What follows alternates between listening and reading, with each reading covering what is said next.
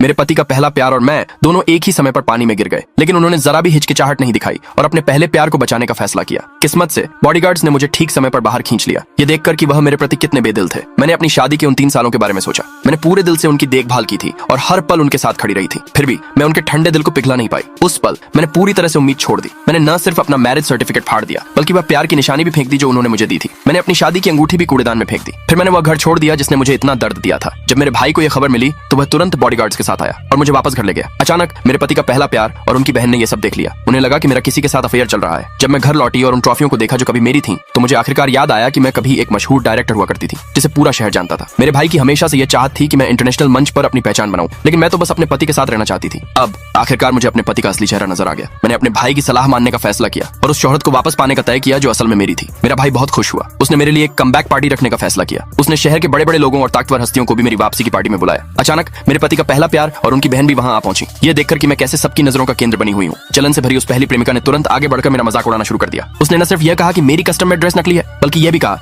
कि मेरे जैसी एक मामूली इंसान इस पार्टी में आने के लायक नहीं है। मेरे पति की बहन ने भी उसी का साथ दिया। मैं उनसे बहस नहीं करना चाहती थी, लेकिन उनका मुझे आसानी से जाने देने का कोई इरादा नहीं था। उसकी बहन तो मेरे पीछे ही पड़ गई और मुझे मारने की कोशिश करने लगी। मेरे पास उसका हाथ पकड़ने के अलावा कोई चारा नहीं बचा था। अचानक मेरे पति ने यह सब देख लिया। उन्होंने न सिर्फ मेरा बचाव करने से साफ इनकार कर दिया, बल्कि उल्टा मुझ पर ही अपनी बहन को परेशान करने का इल्जाम लगा दिया। उसने यह भी देखा कि कैसे उसकी बहन ने मेरे परिवार की पुश्तैनी चूड़ी छीन ली। मैं बस उससे मिन्नतें करती रही कि वह उसे मुझे वापस कर दे, लेकिन उसने जानबूझकर मेरे लिए मुश्किलें खड़ी की और मुझसे कहा कि मैं घुटनों के बल बैठकर उससे भीख मांगूं। मेरे पास कोई और चारा नहीं था। मुझे वही करना पड़ा जो उसने कहा। ठीक जब मुझे लगा कि वह चूड़ी मुझे वापस कर देगी, तो उसने अचानक उसे तोड़कर टुकड़े टुकड़े कर दिया। उस पल मेरा दिल टूट गया, क्योंकि यह मेरी दादी की छोड़ी हुई एकमात्र निशानी थी। लेकिन उसकी पहली मोहब्बत ने न सिर्फ बगल से खड़े होकर मुझ पर हंसा, बल्कि मुझे जलील करने के लिए $200 भी निकाल लिए। जिस बात ने मुझे और भी ज्यादा तकलीफ दी वह यह थी कि उसने भी $10,000 निकाले और मुझसे कहा कि मैं यह तमाशा करना बंद करूं। उस पल मैं उन दोनों पर पूरी तरह से आग बबूला हो गई। इसलिए मैंने अपने भाई को फोन करने की तैयारी की, लेकिन मुझे उम्मीद नहीं थी कि मेरा पति मेरा फोन तोड़ देगा। इससे भी बुरा यह हुआ कि उसने सिक्योरिटी गार्ड से कहा कि वे मुझे बाहर निकाल दें। खुशकिस्मती से मेरे भाई और पिता ठीक समय पर बॉडीगार्ड्स के साथ वहां पहुंच गए। उसने तुरंत ऐलान कर दिया कि उनके पूरे परिवार को उस जगह से बाहर निकाल दिया जाएगा। ठीक उसी पल मेरे पति और उसकी पहली मोहब्बत को एहसास हुआ